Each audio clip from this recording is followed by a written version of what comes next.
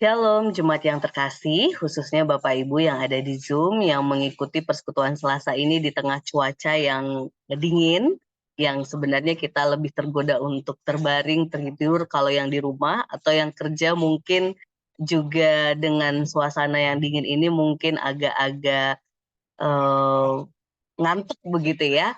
Tetapi kita tidak patah semangat untuk bersekutu di dalam Tuhan, baik kita nanti yang mendengarkan dari YouTube maupun kita yang di Zoom. Kita mau pujikan satu lagu untuk meneguhkan kita kembali tentang spirit kita dalam menjadi pengikut Tuhan, yaitu selalu berusaha ikut di Kau saja Tuhan dengan segala dinamika suka duka yang kita hadapi. Kita pujikan ikut di Kau saja Tuhan.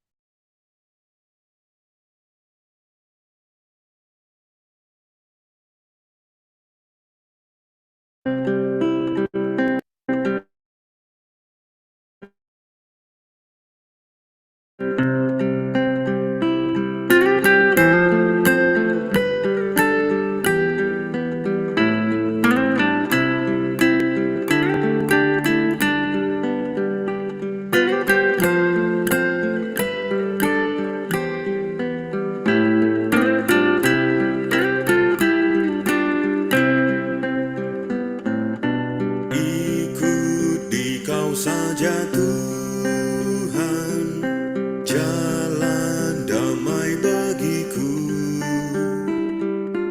Aku selamat dan sentosa hanya oleh darah-Mu.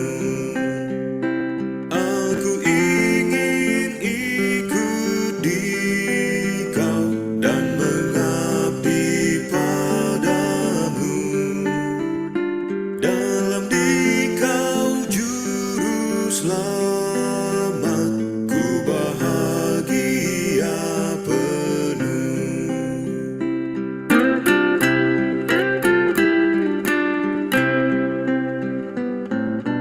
Ikut di Kau di sengsara, karena janji-Mu teguh. Atas kuasa kegelapan, ku menang bersama-Mu. Aku ingin ikut di Kau dan mengabdi padamu. Dalam di Kau juru selamat, ku bahagia penuh.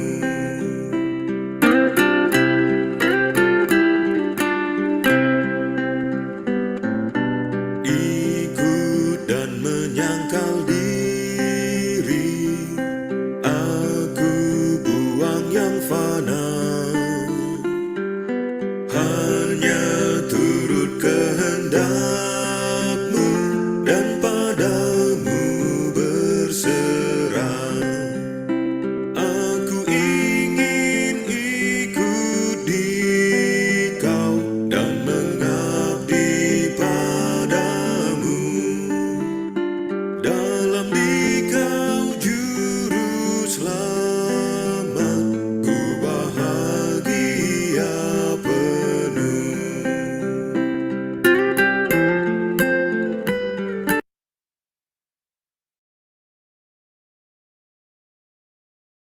Monggo Ibu terkasih, Ibu Ratna.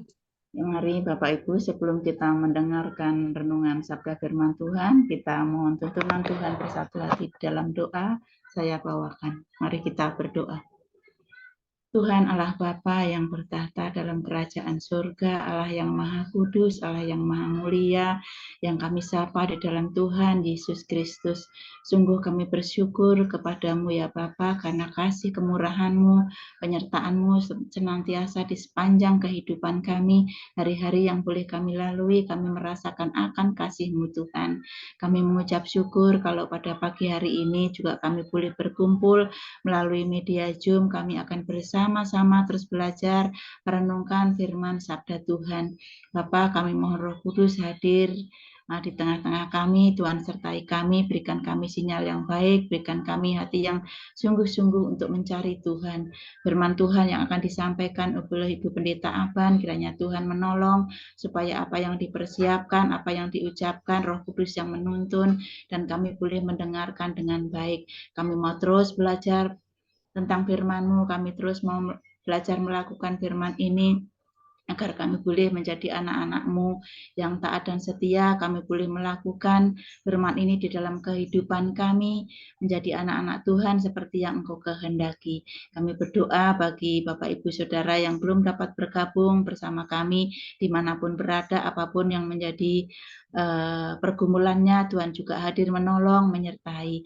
Bapa di surga, kami menyerahkan seluruh pertemuan kami pada pagi hari ini hanya di dalam tangan kuasa-Mu, di dalam nama Yesus Kristus kami berdoa dan kami memohon. Amin. Amin. Pagi Bu Natalius, tampaknya ada Bu Natalius bergabung. Nah, kita akan membaca firman Tuhan, Ibu Bapak terkasih, dari Kisah Para Rasul 5, ayat 31 sampai 42.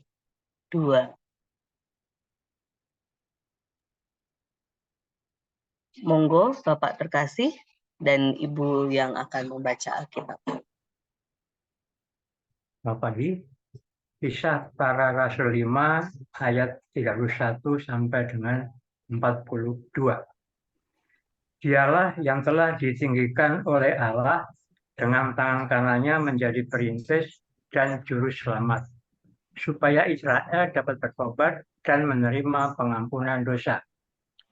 Kamilah saksi dari peristiwa-peristiwa itu. Kami dan Roh Kudus yang dikaruniakan Allah kepada semua orang yang menaati Dia. Mendengar perkataan itu, sangatlah tertusuk hati mereka, dan mereka bermaksud membunuh rasul-rasul itu. Namun, seorang Farisi dalam mahkamah agama itu, yang bernama Gamaliel, seorang pengajar hukum Taurat yang sangat dihormati seluruh orang banyak, berdiri dan meminta supaya orang-orang itu disuruh keluar sebentar. Sesudah itu ia berkata kepada sidang itu, "Hai orang-orang Israel, pertimbangkanlah baik-baik apa yang hendak kamu perbuat terhadap orang-orang ini. Sebab dahulu telah muncul si Teudas yang mengaku dirinya sebagai orang yang istimewa, dan ia mempunyai kira-kira 400 orang pengikut. Namun ia dibunuh dan tercerai berelah seluruh pengikutnya dan lenyap. Sesudah dia pada waktu sensus penduduk muncullah Yudas, orang Galilea. Ia menyeret banyak orang dalam pemberontakannya, tetapi ia juga tewas dan tercerai berelah seluruh pengikutnya. Karena itu aku berkata kepadamu, jangan mengambil tindakan apapun terhadap orang-orang ini. Biarkanlah mereka, sebab jika maksud dan perbuatan mereka berasal dari manusia, tentu akan lenyap.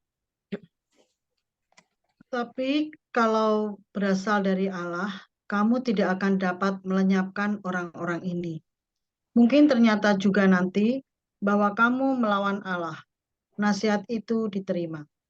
Mereka memanggil rasul-rasul itu, lalu menyesah mereka dan melarang mereka mengajar dalam nama Yesus. Sesudah itu mereka dilepaskan. Rasul-rasul itu meninggalkan sidang mahkamah agama dengan gembira, karena mereka telah dianggap layak menderita penghinaan oleh karena nama Yesus. Dan setiap hari mereka melanjutkan pengajaran mereka di bait Allah dan di rumah-rumah orang, dan memberitakan Injil tentang Yesus yang adalah Mesias. Terima kasih. Demikian pembacaan firman Tuhan. Yang berbahagia adalah setiap kita yang membaca, merenungkan, dan melakukannya dalam kehidupan sehari-hari. Haleluya. Shalom Bapak Ibu terkasih. Bersyukur kita kembali dalam persekutuan ini dan diteguhkan dengan tema besar. Kata kunci kita pada hari Minggu kemarin adalah TOBAT, tobat gitu ya. Nah, kalau berbicara dengan pertobatan ini memang susah-susah gampang ya Ibu Bapak terkasih. Kenapa saya bilang susah-susah gampang? Karena kalau itu dari kesadaran diri kita, kesadaran hati nurani kita, itu akan menjadi sesuatu yang mudah. Tetapi kalau itu bukan dari diri kita, tapi dari orang lain yang menggaungkan, yang menyuarakan, tapi diri kita tidak mau menerima, itu akan menjadi sesuatu yang sampai kapanpun diri ini tidak akan pada titik kata kunci tobat, bertobat, kembali, percaya, berbalik kepada Allah.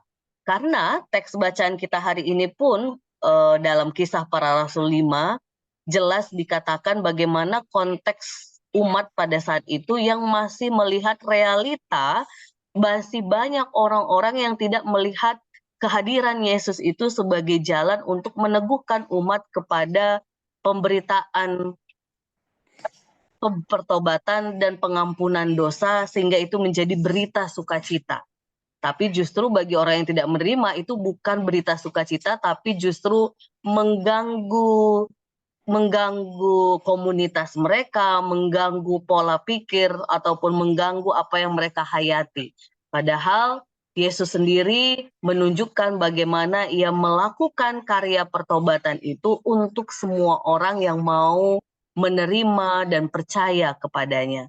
Dan menariknya memang dalam teks kita ini khususnya yang ayat 31 itu menunjukkan bagaimana Israel sendiri yang sebagai umat pilihan pun ia tidak dapat menerima Sang Juru Selamat. Maksudnya tidak semua mereka yang langsung bisa melihat itulah Mesias yang mereka nantikan. Jadi kalau kita kaitkan dengan kondisi kita yang sekarang, kalau orang beberapa waktu belakangan membawa-bawa isu tentang bangsa pilihan, umat pilihan ke bangsa Israel, lalu terjadi realitas sekarang justru yang tidak mendatangkan perdamaian pun memperjuangkan kemanusiaan, maka kita bisa lihat garis besarnya bahwa memang dari dulu tidak semua umat itu mau menerima berita pertobatan itu. Jadi sangatlah wajar kalau masih ada hal-hal yang tidak berkenan di hadapan Tuhan yang masih dilakukan oleh umat pilihan. Tetapi kita tidak bisa sampai pada titik hanya melihat umat pilihan. Jangan-jangan kita yang sudah percaya ini pun sering sekali seperti mereka yang sering sekali Tuhan teguhkan, Tuhan ingatkan, tetapi kita tidak mau bertobat ataupun menerima pengampunan dosa. Ini hal yang pertama yang menjadi refleksi kita melalui firman hari ini, bahwa terkadang berbicara pertobatan kalau tidak dari diri sendiri yang sadar dan membuka hati dan pikiran, itu tidak akan bisa kita alami. Maka jemaat yang terkasih, mari kalau saat ini masih datang seruan pertobatan kepada kita, kita buka hati dan pikiran kita untuk sadar, oh iya, masih ada hal-hal yang kita perlu ubah, masih ada hal-hal yang kita sudah selama ini jauh dari Tuhan, sudah selama ini terlalu jauh melangkah dari kehendak Tuhan. Maka kembali ke jalannya, kembali percaya kepada Tuhan, itu menjadi pilihan yang harus kita pilih pada saat ini. Kalau seandainya kita memang saat ini dalam situasi yang bergumul berat dan titik awalnya adalah minta ampun kepada Tuhan supaya semua bisa dihadapi, maka lakukanlah itu. Karena dengan titik awal kita mau merendahkan diri, memohon ampun kepada Tuhan, biasanya pergumulan apapun itu bisa dihadapi dengan terang cinta kasih Tuhan. Ini yang pertama, jemaat terkasih. Yang kedua yang menarik dari bacaan kita ini, bagaimana memang ketika kita sudah bertobat dan menyerukan seruan pertobatan itu kembali kepada orang, memberitakan Injil, itu tidak mudah, resikonya berat gitu ya. Resikonya kita bisa dibenci, kita bisa bahkan dijauhi, karena konteks kita tadi pun rasul-rasul sedang dibawa ke dalam sebuah persidangan mahkamah agama yang kata kunci di situ mereka mau disingkirkan. Saya tidak, yang kata yang dipakai di sini dibunuh gitu ya, mau disingkirkan. Tapi untungnya ada satu orang yang bernama Gamaliel tadi ya, jemaat yang terkasih ya, yang dia menyerukan, menyampaikan, janganlah bertindak terhadap orang-orang ini, biarlah mereka, sebab jika maksud dan perbuatan mereka berasal dari manusia, tentu akan lenyap. Kalau berasal dari Allah, kamu tidak akan dapat melenyapkan orang ini. Mungkin juga bahwa nanti justru kamu melawan Allah.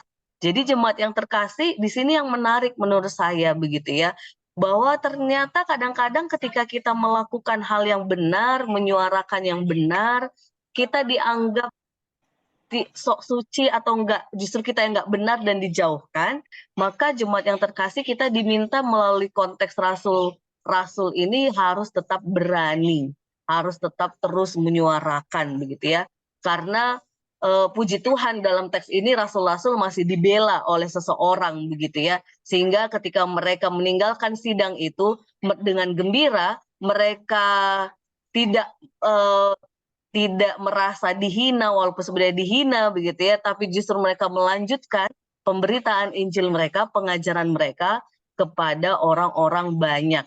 Ini yang menarik dari rasul-rasul, mereka tetap pegang teguh untuk memberitakan Injil. Walaupun di sisi yang lain ada pemberita-pemberita Injil ataupun pengikut Yesus yang justru dia tidak lolos begitu ya, martir karena memegang firman. Menurut saya Ibu Bapak terkasih, meskipun ia martir memegang firman Tuhan, ia sudah beroleh kemuliaan Allah itu sendiri. Ia sudah beroleh pilihan terbaik dalam hidupnya. Karena seperti yang saya bilang Bapak Ibu terkasih, beberapa waktu yang lalu saya baca quote dari seorang teman begitu ya, kehilangan uang memang banyak gitu ya, kehilangan teman wah lebih banyak lagi, karena ada 1.000 teman sedikit, satu musuh banyak begitu ya Bapak Ibu terkasih. Tapi kehilangan satu teman pun itu memang lebih banyak. Tapi kehilangan Yesus, kita kehilangan segala-galanya. Jadi kalau kita pun karena Yesus seolah-olah kehilangan segala-galanya, oh itu justru terbalik. Karena Yesus justru kita memiliki segala-galanya, yaitu sukacita, damai, melebihi apapun yang ada di dunia ini. Jadi rasul-rasul dalam teks kita tadi hari ini meneguhkan kita, teruslah suarakan apa yang benar sebagai wujud pertobatan kita, teruslah beritakan Injil sebagai cara kita bersukacita karena sudah diselamatkan Tuhan, bersukacita karena telah dirangkul oleh Tuhan, tapi juga sekaligus meskipun tampaknya kita sudah melakukan yang benar tapi tidak ada yang bela, karena kalau di kisah tadi kan ada seorang yang membela rasul-rasul. Tapi kalaupun ternyata setelah kita melakukan yang benar tidak ada yang bela, tetaplah lakukan, kerjakan, karena kalau itu memang dari Tuhan, pasti itu akan kekal. Tapi kalau itu memang tidak dari Tuhan, maka dia akan sirna begitu saja. Dan justru bagi mereka yang melawan, dia tidak hanya melawan manusia, tetapi justru melawan Allah ketika kita menyuarakan yang benar. Jadi jemaat yang terkasih, firman hari ini mau meneguhkan kita dengan tema besar kita, pertobatan. Sadar apa yang harus kita ubah dari diri kita dan merendahkan hati dan diri di hadapan Tuhan untuk dikuatkan, dibangkitkan, diteguhkan kembali ke jalan yang benar. Dan juga bagi kita yang sudah mantap, kita sudah bertobat, maka mari kita terus suarakan yang benar, kita terus suarakan apa yang seturut dengan kehendak Tuhan. Karena kalau memang kehendak Allah yang kita suarakan, yakinlah itu akan menjadi sebuah sesuatu yang kekal untuk kita perjuangkan dan menjadi kemuliaan bagi nama Tuhan. Tuhan yang meneguhkan kita, Bapak Ibu terkasih, karena firman ini menurut saya susah-susah gampang, mudah-mudah susah gitu ya. Susah-susah gampang, mudah-mudah susah. Karena kadang-kadang ya mudah, tapi kok ya susah. Kadang-kadang gampang, tapi kok ya begitu ya jemaat terkasih. Ada saja tantangannya, tetapi lagi dan lagi itu perjuangan kita orang beriman. Justru dengan kesusahannya kita andalkan Tuhan, dengan kegampangannya kita jangan sombong, karena kembali itu semua untuk kemuliaan nama Tuhan. Tuhan Yesus meneguhkan kita, memberkati kita. Mari kita bersatu di dalam doa.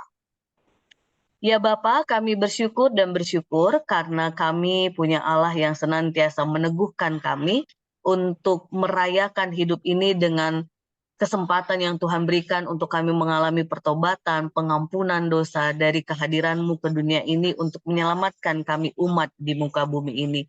Tuhan, kami sungguh-sungguh bersyukur untuk setiap kami, anak-anak-Mu yang terus berjuang merayakan pertobatan kami dengan memperbaharui diri, mengubah diri, bahkan meneguhkan yang lain agar kembali ke jalan Tuhan, kembali ke jalan yang surut dengan kehendak Tuhan.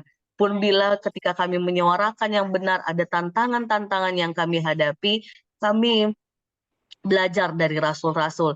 Yang kami percaya ada orang-orang yang tetap Tuhan utus untuk mendukung apa yang menjadi karya, pelayanan, pekabaran Injil kami.